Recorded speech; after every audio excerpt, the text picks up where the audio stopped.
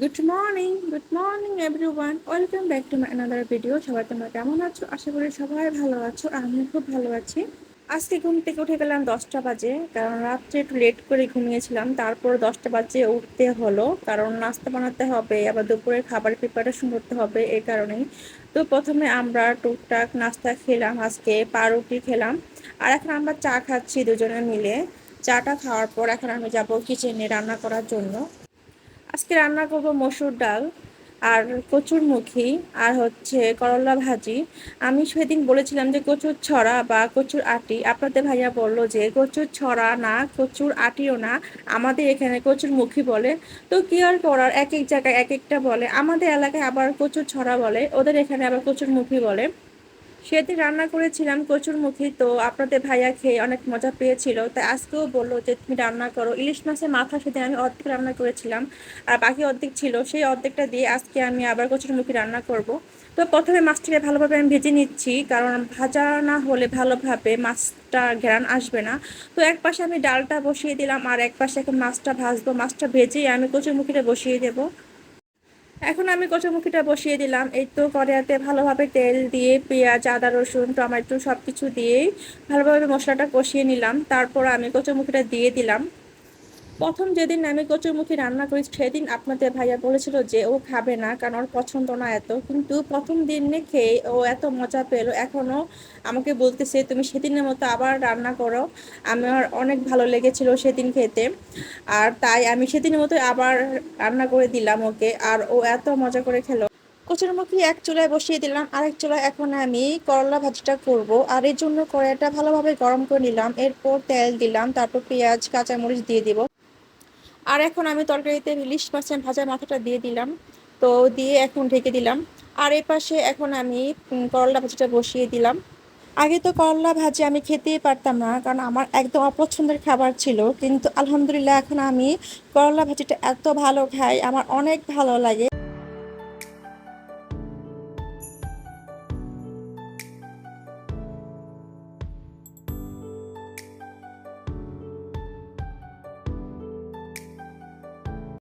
রান্না করা শেষ, এখন আমি আসলাম ওয়াশিং মেশিনে কাপড় ধোয়ার জন্য।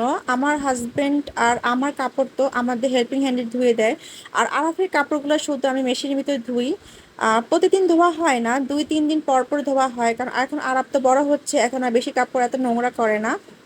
কাপড় ধোয়া শেষে এখন আমি এক পাশে শুকিয়ে ফেললাম, আর এখন আমি বারান্দায় নিয়ে যাব, সবগুলো এখন মেলে দেবো। ছাদে দেওয়ার কোনো প্রয়োজনই পড়ে না, কারণ মেশিনে একদম 50% একদম শুকিয়ে যায়, আর নেড়ে দিলে একদম মনে হয় 2-3 ঘন্টার মধ্যে শুকিয়ে যাবে।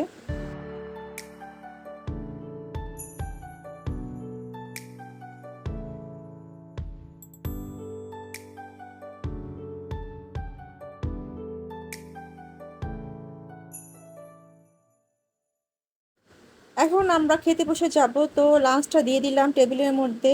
এই তো আমাদের লাঞ্চের মেনুটা হচ্ছে ভাত, ডাল, কচুরমুখী দিয়ে মাছের মাথা, ইলিশ মাছের মাথা, আর হচ্ছে করলা ভাজি। খাবার যদি ভালোভাবে পরিবেশন করা হয় টেবিলের মধ্যে, তাহলে কিন্তু খাওয়ার একটা আগ্রহ জন্মায়। এখন যদি দেখেন যে টেবিলের মধ্যে খাবার ছড়িয়ে ছিটিয়ে রয়েছে, কিন্তু খেতে একদম ভালো লাগবে না। এজন্য আমি সবসময় ট্রাই করি ভালোভাবে পরিবেশন করার, কারণ পরিবেশনেই মানুষের চোখের শান্তি এবং মনের শান্তি দুটোই আনে।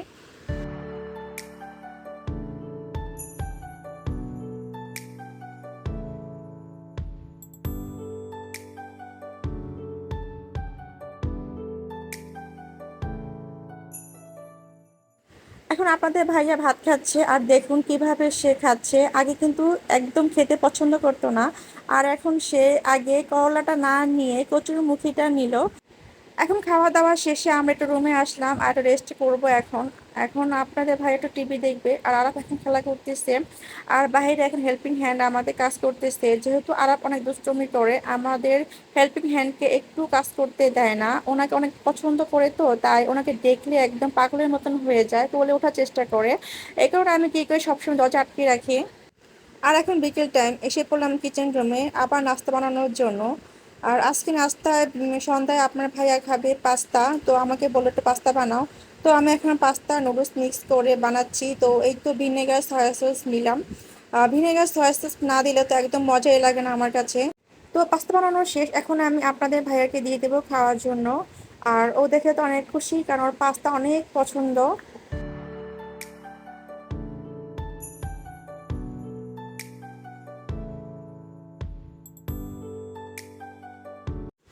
এখন রাত 9টা বাজে, আমি এসে বললাম আমার জন্য ডিনার বানাতে। তো এখন আমি একটা পরোটা বানাচ্ছি, আর চা বানাবো, আর ডিম ভাজবো। আর এটাই হবে আমার আজকে ডিনার।